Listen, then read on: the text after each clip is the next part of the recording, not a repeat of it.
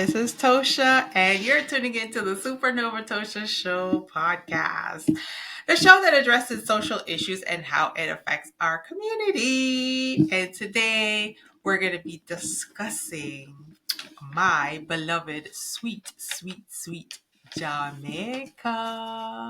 This is the land of my birth. This is Jamaica, Jamaica, the land of my birth. Oh my gosh, I am so grateful every morning to wake up. 2025 showed up like an uninvited guest who overstays their welcome and then clogs up the toilet. My goodness. And to add, the weather is giving the like a past like a post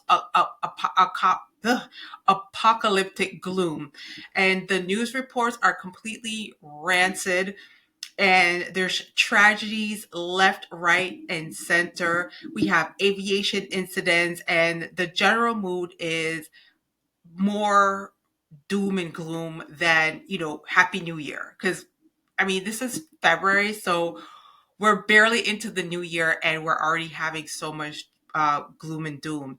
So clearly, 2025 did not get the memo that we need a fresh new start. Instead, 2025 took a look at 2024 and said, hold my beer. So it's like 2025 came in with this heavy energy, and there was hope for the new year that, that it would be like a fresh, brand new start. And, I just want to know how everyone's been holding up. How are you doing? How are you holding up so far? How are you handling things? How are you feeling? Are you feeling the effects, and how is it affecting your energy? So just go ahead and put your little comments down below. Now, are you trying to find your own way to bring some light into the new year? What are you doing?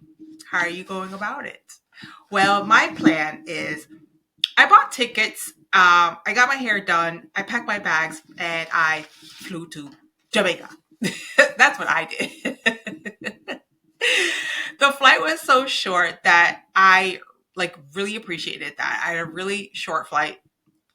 They say the flight's like an hour and a half, but honestly, I don't feel it. I feel like I sit there for about an hour, and then after an hour I'm there. The line through customs wasn't so bad either, and so you know I at this time I didn't go to Montego Bay. I went to Kingston, so I ended up at the Norma Manley Kingston Airport, and like I said, customs wasn't so bad. I went out. When you go outside and wait for your ride, and the first thing I saw was a stand that sold coconuts, sugar cane, and also some pineapples. So I had to get me a sweet coconut water. And then my mood was immediately changed to Happy New Year, Happy New You. Just I was I was good. I was good. I was good. Um, so I went because well, okay, so 5 months ago I was in Jamaica. So when I left, I came back and I was really down. I had the blues because I missed it. I don't know if it's because you're not working and you're not taking care of deadlines and obligations that you normally have when you're home. So when you're on vacation, you kind of like plan your itinerary, you plan excursions, and you visit family, friends, and you have days that are free to do whatever you want to do. So I don't know if that was why I missed it, but coming home, I was just really, really blue. And then the weather, for some reason, was completely bipolar because, living in Florida, you're so accustomed to sunshine, and I'm a sundress and sandals type of person. So when you see certain parts of Florida is getting snow, it is crazy. You're actually seeing the beach, and then you see the snow, and it's like, how? Why? Why is this happening? How is this even happening? Why? it was just way too much. So it was dark, it was gray.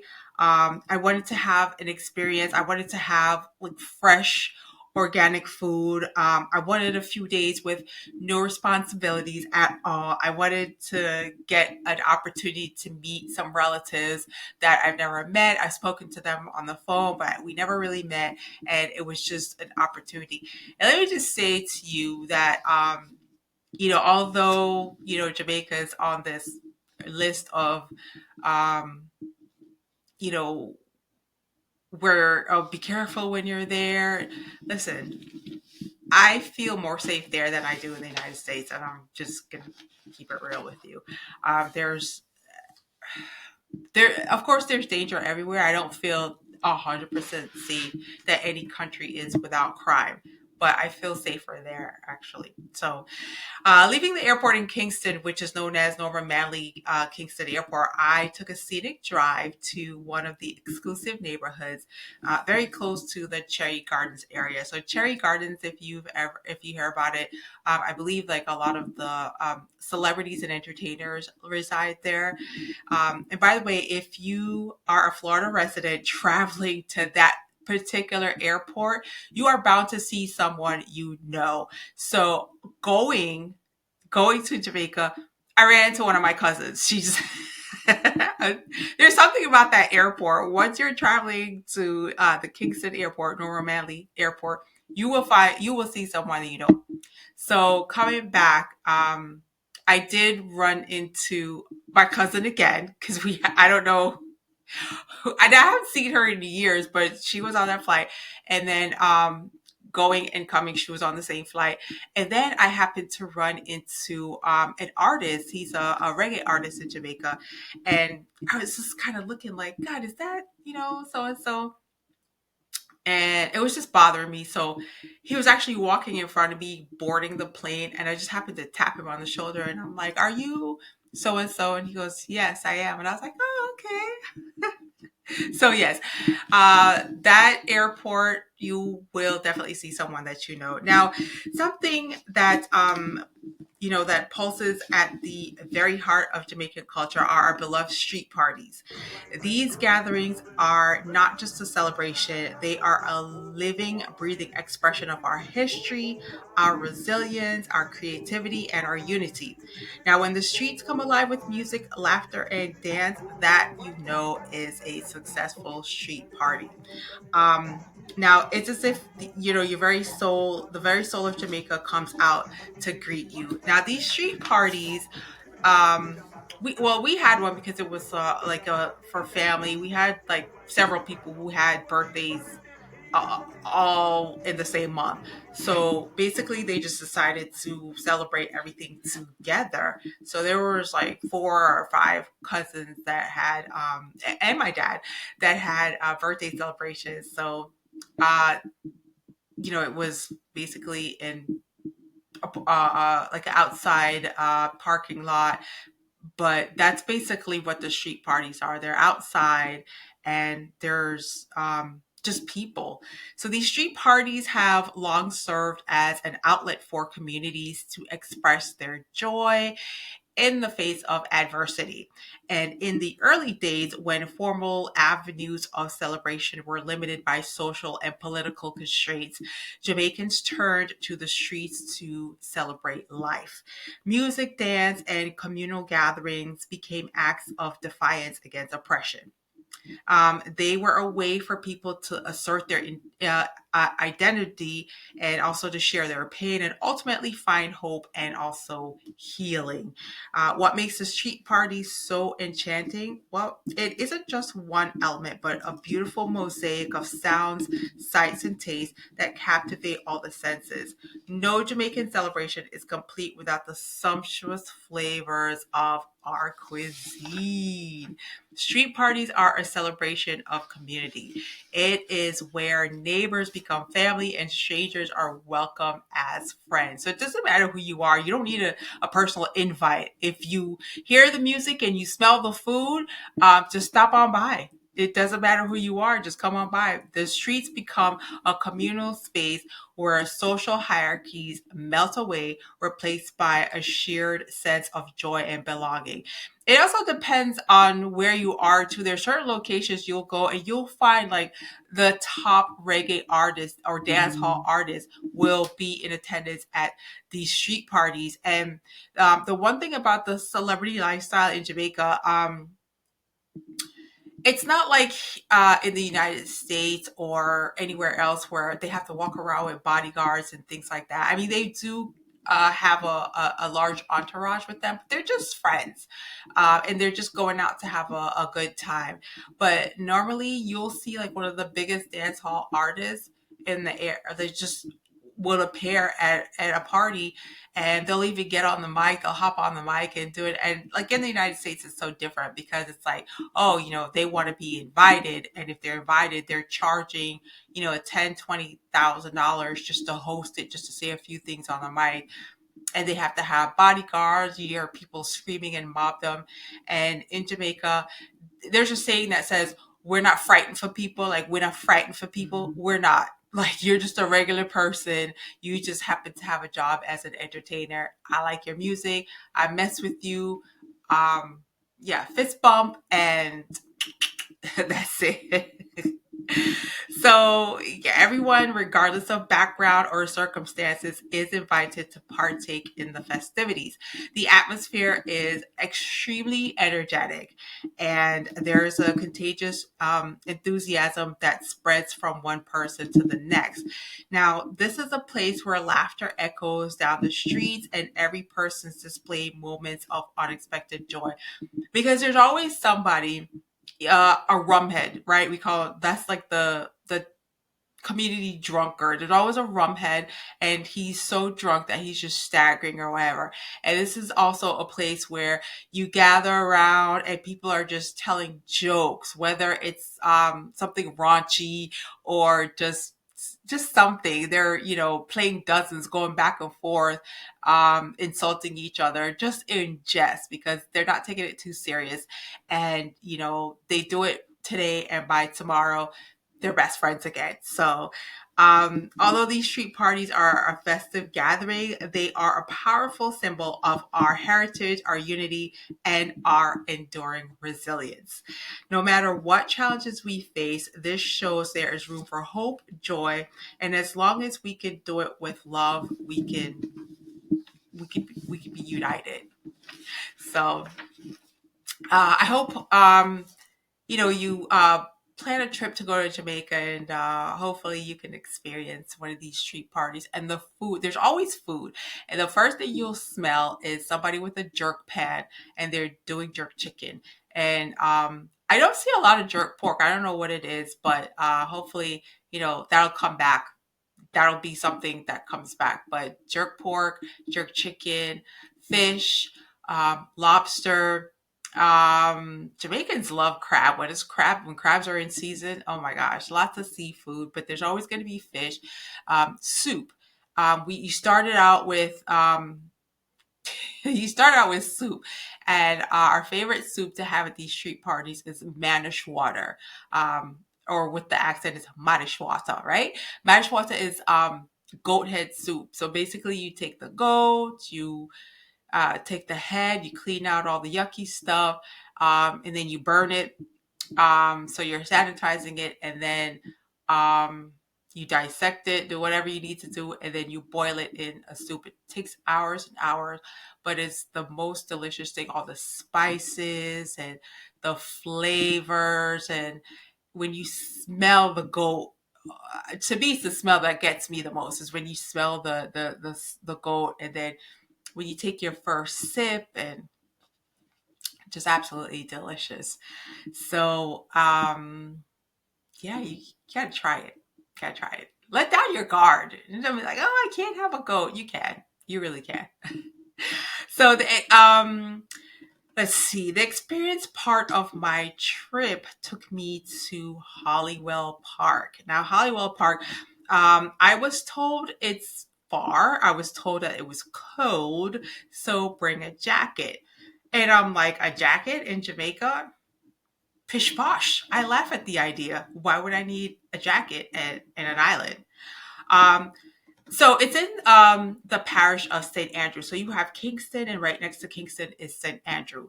And it's, they're very close in proximity. So I'm like, how is it far? They're right next to each other. So it couldn't be that far. Good thing, rented a four-wheel drive, right? If you ever plan to go to Hollywood Park, let me give you some good advice.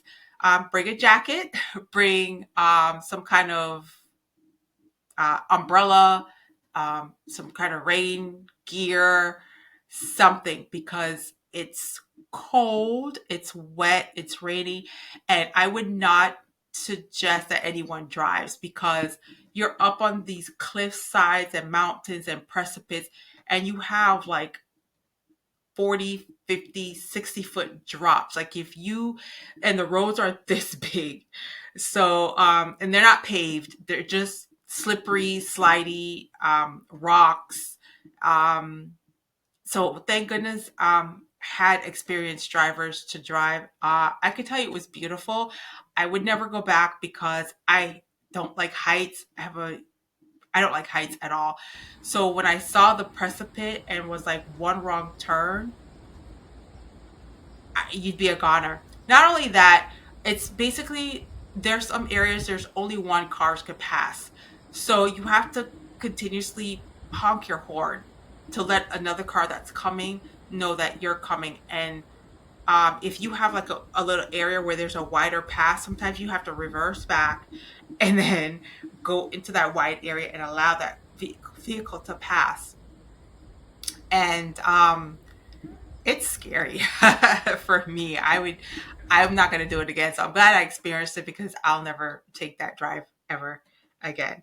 So, I'm going to show you some videos. Go ahead and take a ride with me and let's discover a portion of St. Andrew that many people do not know. There's a lot of people born and raised in Jamaica, and they don't know the island. They don't go anywhere. They're just, they basically might go to the beach or a river and that's it, but they don't really travel, especially in the more rural areas where we call country.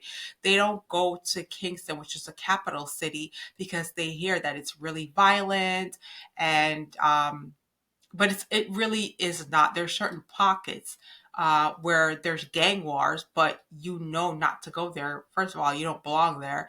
And number two, you don't live there. You don't know anyone there. So you just kind of let them fight amongst each other. And then what will happen is that the police and the soldiers will go in and just take them out. And so you rid that area until another leader pops up, and then, it just repeats itself. But you're not going to be in that area. That's like certain areas in America where there's ghettos and they have gang wars. You don't belong there, so why would you go there? So that's really what you'll encounter. So in St. Andrew, when you ride through a lot of winding roads and you have to beep your horn when you're going through these curves. First stop, it was just like a little roadside peak of an area that's called Irish Town. It's really pretty. That area is so quiet. Like I think if I were to say move to Jamaica, that would be like the perfect area. It's really, really quiet. Really, really quiet. The origins of Irish Town trace back to the colonial era when Irish settlers first arrived in Jamaica. And many of these early arrivals were part of the broader migration trends during the 17th and 18th centuries. Fleeing political and religious unrest at home, many Irish found new opportunities on the island. As indentured laborers, soldiers, or even entrepreneurs. Their presence in the area eventually lent its name to the community and to the influence and heritage that they contributed. This is why Jamaicans are so unique. We have a rich, multifaceted heritage that continues to influence life on the island today. So, did you know that Jamaica had Irish settlers? If you didn't, now you do. Okay.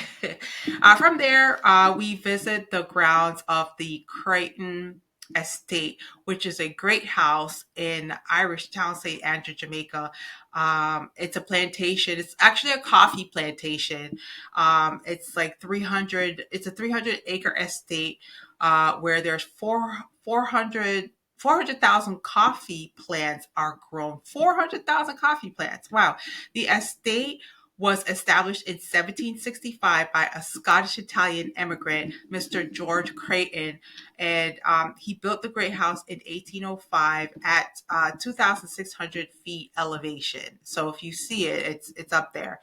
Um, Now, Tatsushi Ushima, right, the largest coffee importer in Japan, owns the building and owns the estate. And it has a gorgeous panoramic view of Kingston. So when you hear a lot of people say that the government has sold Jamaica, this is what we mean. Instead of Jamaican, keeping it in Jamaica, they've sold this area to a Japanese coffee company. So that's why a lot of Jamaicans get upset over, when you hear them say things like they've sold out Jamaica. And yeah, so that's another show. I don't know. That's another show. Yeah. So also we continue our journey. One of the stops I made was one of the soldiers training camp. Um, I'm not sure if I might have some video of it. Well, the reason why is because they didn't really, on the way to Hollywell Park, there is the soldiers training camp, but the soldiers no longer train there. And they didn't give an explanation of why. There was one gentleman there that had some police officers. I guess when they come back for like retraining or maybe recertification and things of that nature, they'll have some time where they're actually there and they're doing whatever they need to do. But he's like, they didn't really give an explanation of why. But what I was told is that the first of all, the journey, it took forever. It's a nice drive, and you'll see like cyclists cycling, and they say that the soldiers used to run from the camp, and I mean it has to be at least 30 miles or more. And so the soldiers would have to run that on a daily basis. And I was like, wow, that's a lot. So now they've moved them from there. They're no longer training there. So um, I'm not sure if I have any video of that. I do have it, but I may have deleted it because it was, the only thing that was there is now it's like a rest stop, really. And I see there's a vendor there, and he was selling coffee, some of the very best coffee. Um, so I guess I never had Blue Mountain coffee before. I thought I did because in the States, there's another coffee that's got the similar name. So I thought that's what it was. So when I had it, I was like, what's the big deal? People make a great big deal about Jamaica's Blue Mountain coffee, and I don't see the big deal. It doesn't taste like anything. So when I was there and I had my first sip of Blue Mountain coffee, it transported me somewhere else. Now, for me to say that, and I'm not a coffee drinker. I'm not a big coffee drinker. I don't really like coffee that much. I mean, I'll drink it, but I'm not like how some people will have, oh, I gotta have my morning coffee. I'm more into teas. So if I speak about tea, then, that's my expert area. But when I say to you that Blue Mountain coffee by far has got to be the very best coffee I've ever had in my entire life. Um, yeah, there's that one coffee. I've never had that one, but it's like from the cat's poo, Cope something. Um, but that's the one where there's like the mountain cats that live in the mountains, and then because of the particular whatever they eat, so when they poo, they collect the poo, and that's where the coffee comes from. But everybody, well, not everybody, but people who've had it said it's hands down the best.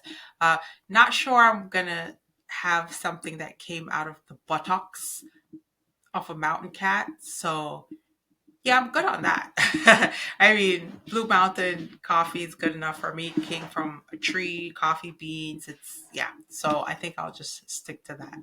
So we're going to continue our journey to Holywell Park, going through hairpin turns, winding roads, steep mountainsides, and one lane slippery roads. It is foggy, it's cold, it's rainy, but I have to tell you that it's absolutely beautiful. This is Jamaica's colonial beginnings, the colonial era of Jamaica. Like many sites in St. Andrew, the area was initially part of the expansive estates or plantations that were established by European settlers. The name Hollywell itself is thought to have been inspired by a significant water source or spring that's on the property. Um, there is a waterfall there, and I didn't go to the waterfall because number one, I kind of just walked the grounds. I didn't do a big hike, but you can hike. But I walked the grounds, walked around, went up, and you have to have uh, good sneakers. Again, rain gear. Um, Kind of be in shape, not have like knee problems and out of breath because it's an adventure.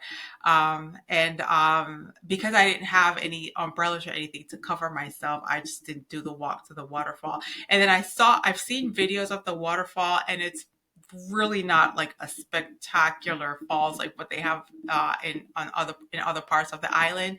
It was just like a little like sprout of water, just like a little sprout with like a little bit of water. It looks like a drip, like a tap, like water dripping. So I didn't do that trek to go find out anything about it. I wasn't impressed, and I didn't want to do all that walking for that. Plus, again, I didn't expect it to be so misty and rainy, and that's the kind of weather that you would, you know, pick up a bug, get a cold or what have you, or so.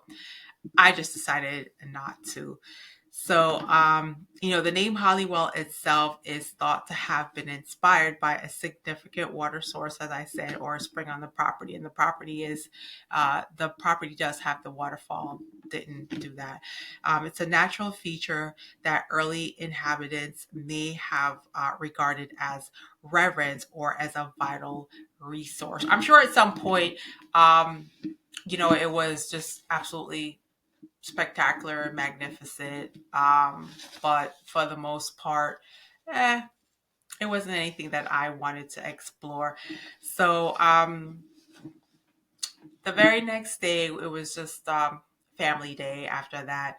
And it's a tradition now when I go to Kingston, especially every time I go to Jamaica, I think I'm going to have to take that 2 hour drive to Kingston to Devon House. And Devon House was in one of my other episodes where I took you guys to Devon House, which is the first Jamaican millionaire, and then his house. Now they do the house tours, but that's one of the most the best ice cream I've ever had. I'm not an ice cream person. I'm not a connoisseur in ice cream, so I couldn't tell you. I really don't like the stuff. I don't know what it is. People love ice cream. I don't. Um, but when I'm in Jamaica, I have to have Devon House ice cream, and it can't be from the outlets either. It has to be from that location, the actual mansion. And and also, I saw advertised that they have a bakery, right? They have lots of little shops, and you can go walk around the grounds. It's really nice. It's basically families are out there. Sundays in Jamaica are still just made for families where you are home, you do church, you do family day, You get ready for school the Monday, you wash your uniforms, you iron them, you get ready for work, you do dinner, and you're basically with your family. That's the tradition. And so a lot of people came out the Sunday. Thank goodness we went early. There was like 9 or 10 of us. We went early, got our ice cream, sat down, we talked, had jokes, shared stories. It was really nice. But then around 4 p.m., the line was wrapped around the building, and we were early. No, yeah, about 4 p.m. That's when the line got crazy. We were leaving like around 5:30 p.m., and that's when the line was wrapped around the building. So normally people would have dinner. That's what I was told. Traditionally, you would have dinner, and then after dinner, you all hop in the car, and then you head down to Devon House, and then you have dinner.